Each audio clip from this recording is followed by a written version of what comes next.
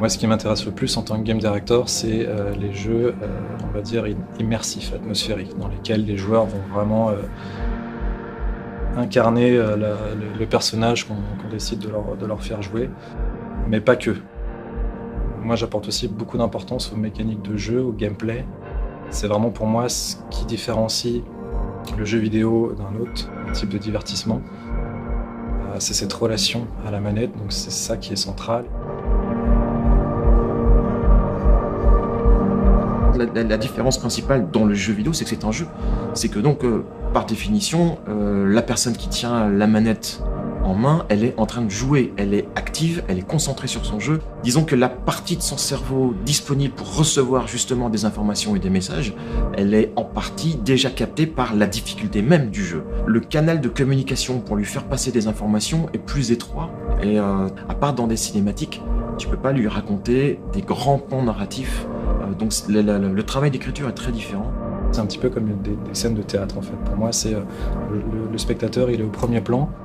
Il voit les acteurs devant lui, voilà, il voit la petite scène, les éclairages et tout. Et finalement, il y a cette proximité qui s'est créée entre le spectateur et l'acteur, qui est unique. Ce que j'essaye de retransposer dans le jeu vidéo. J'aime bien que le joueur il se sente très proche des citoyens, qui se sentent vraiment immergés dans ce Londres, en l'occurrence, de l'époque qu'on leur a créé, avec beaucoup d'atmosphère.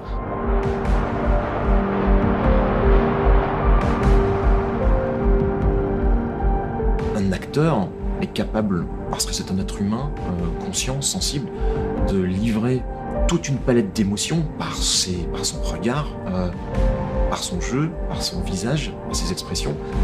Des choses qui sont extrêmement sensibles et qui, dans un jeu vidéo, seront traduites de toute façon par de la 3D.